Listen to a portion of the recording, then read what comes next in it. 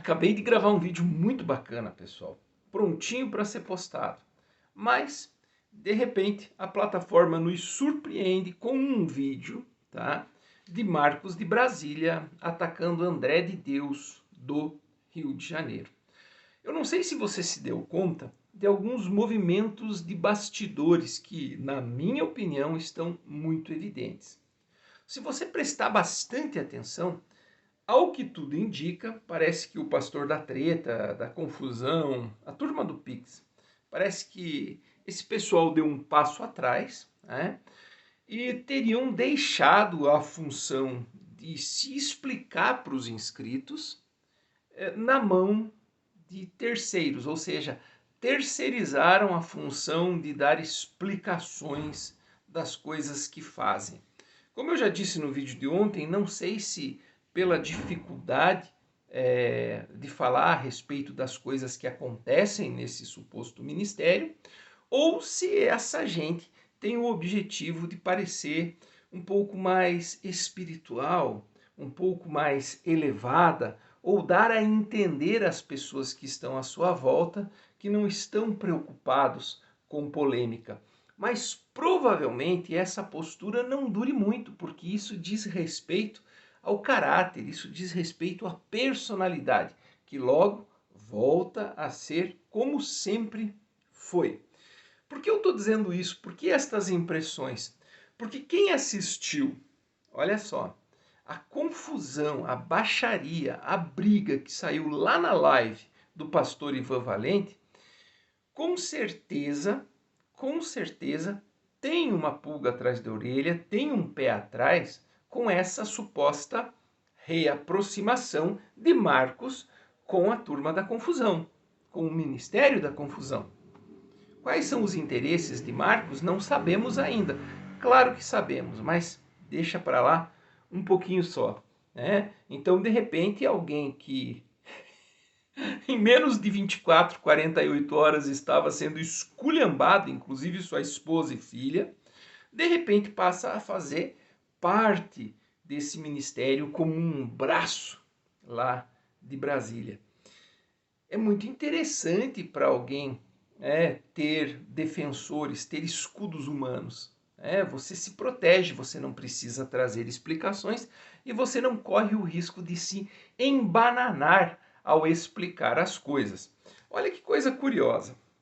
Uma das coisas que Marcos disse é que não havia coerência na fala de André de Deus na despedida de Netinha, Fernando, coisa arada. Olha que coisa curiosa.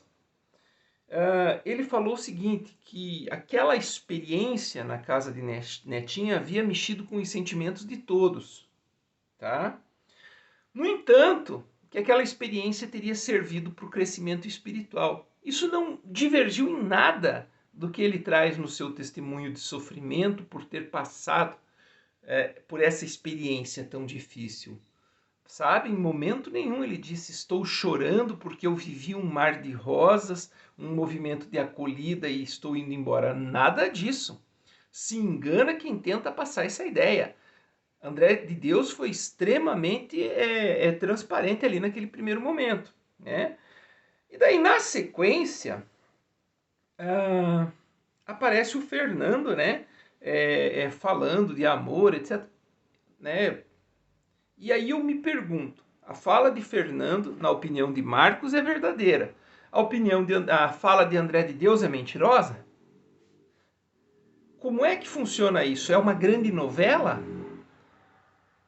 Porque não foi isso que a turma da treta disse depois. O próprio pastor disse, né? Eu tenho essa clipagem, na qual ele faz questão de dizer o sofrimento que teria sido, inclusive para Netinha. Inclusive para Netinha a experiência teria sido péssima. Então, como é que autorizam, como é que permitem que um vídeo de despedida com falas de amor, abraço e acolhida apareça no final, tentando dar a entender para as pessoas que estão assistindo e financiando pesadamente que tudo foi um mar de rosa?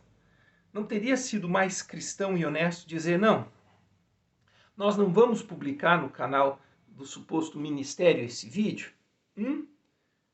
curioso, vocês percebem como é novela de fato? André de Deus traz uma fala muito coerente, mexeu com os sentimentos de todos, mas, apesar de todo esse sofrimento, vai ter que servir para o crescimento espiritual. E aí, de repente, vem uma terceira pessoa, Fernando, falando de amor, que foi uma experiência maravilhosa, tal e coisa estranhíssima, tá? Outra fala, por isso que pessoas despreparadas não poderiam fazer esse papel, tá? De escudo humano, não podem, porque todo mundo já desmascarou. Pastores dentro do centro cirúrgico, né? Pastores, né, dentro do centro. E ali o Marcos de Brasília fala que tentou mas se aproximar, mas não foi possível. Então a pergunta que não cala é: como é que ele, tentando buscar uma explicação, tentando buscar uma justificativa, tentando apresentar, né, tentando dar sentido para tudo isso que aconteceu, não conseguiu entrar? Em outras ocasiões, outros pastores estavam transitando ali por dentro do centro cirúrgico, né? E uma última questão importante, pessoal, que eu não consigo entender, né? Eu não vejo, né, mal nenhum nas pessoas perguntarem e não vejo mal nenhum também nas pessoas resolverem. Já que o processo é transparente, eu do fundo do meu coração, eu quero dividir isso com vocês. Eu acredito que até possa ter sido transparente, como eu comentei no vídeo de ontem. Às vezes uma cirurgia das 4 da manhã que foi agendada para o dia seguinte e alguém não ia aparecer, alguma vaga que apareceu no outro dia, 7 horas da manhã, o usuário não ia aparecer, então poderia ter sido encaixado, enquadrado, né? Mas por que essa resistência, sabe? Eu sugeriria, né, que procurassem o Conselho Distrital de Saúde, né, e ele deve ter toda a orientação de como funciona a fila, né, como se deu esse processo. Poderiam falar a respeito disso com bastante transparência, não há mal nisso. Não há mal em se explicar. Quando se fala em um serviço que é público, não há mal em se compartilhar com as pessoas, sabe? Inclusive, seria um tapa de luva de pelica naqueles que o suposto ministério entende que estariam de má fé ou de má vontade em relação a tudo isso, né? E uma última questão muito importante. É natural, pessoal, é natural. Como o Maradona comentou ontem, vamos supor, essas cirurgias que envolvem, por exemplo, silicone industrial, elas têm um custo, pelo que eu entendi, de 50, 100 mil ou até mais, né? Então imagina quanto dinheiro rola para que muitas e muitas e muitas e muitas e muitas e muitas cirurgias nesse âmbito possam ser realizadas. Deve ser realmente uma fonte inesgotável de recursos, né? Então não há constrangimento em ser transparente. Juro, tô falando aqui com coração e mente aberto. Acredito se a pessoa faz exatamente, não vejo mal nenhum em arrecadar fundos, não vejo mal nenhum em encontrar uma forma inteligente de faturar. Acho que é por aí mesmo, o brasileiro tem esse direito, né? Nada é vedado, a não ser que seja proibido. Então, se não é proibido, mesmo que não seja ético, na minha opinião, não é proibido, né? Agora, se há essa mentalidade cristã no fundo, por que não divulgar?